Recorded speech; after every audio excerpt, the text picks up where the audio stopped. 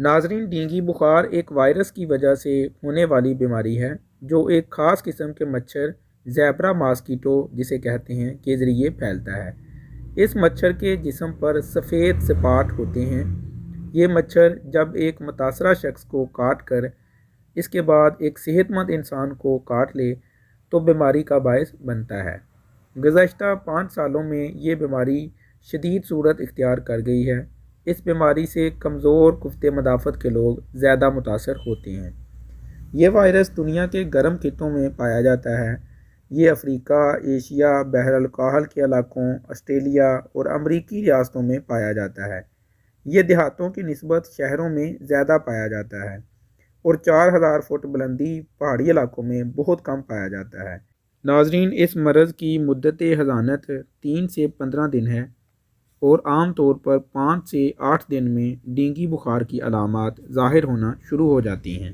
اس کی علامات میں تیز بخار، شدید سر درد، جوڑوں اور پٹھوں میں درد، جسم پر سرخ رنگ کے دھبے پڑنا، پیٹ درد، متلی، ابکائی اور ہیضہ کے ساتھ معدے کی سوزش کی علامات بھی ہو سکتی ہیں۔ کچھ مریضوں میں معمولی علامات ظاہر ہوتی ہیں، جیسے کوئی دبا ظاہر نہیں ہوتا ہے بلکہ معمولی سا فلو یا وائرسی انفیکشن محسوس ہوتا ہے، لیکن کچھ مریضوں میں شدید علامات جیسے تیز بخار، جریان خون، ناک اور منہ سے خون آنا شروع ہو جاتا ہے۔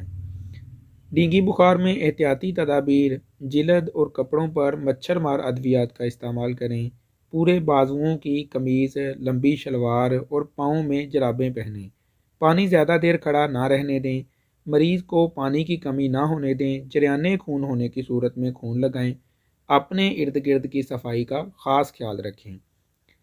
ڈینگی بخار کا علاج: ڈینگی بخار میں پپیتے کے درخت کے پتوں کا استعمال بہت مفید ہوتا ہے۔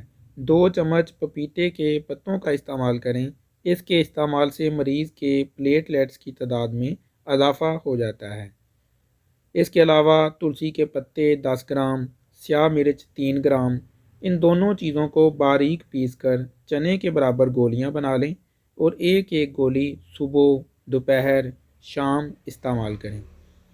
ڈینگی بخار کے مریضوں کے لیے غذا: تمام سبز پتوں والی سبزیاں، پالک، سلاد کے پتے، باتھو کا ساگ، میتھی، بند گوبھی، انڈے اور خمیر شدہ پنیر۔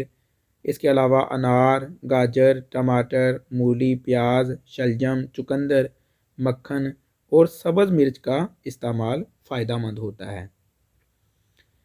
اس کے علاوہ ڈینگی بخار میں مزید غذائیں جو ہیں وہ وائٹامن سی سے بھرپور غذائیں ہیں، جن میں تمام ترش پھل شامل ہیں، جیسے لیموں، مالٹا، موسمی، سنگترا، میٹھا، آملہ، سیب اور امرود وغیرہ کا استعمال کروائیں۔ مریض کو نرم غذا کے طور پر مونگ کی دال کی کھچڑی مریض کو کھلائیں۔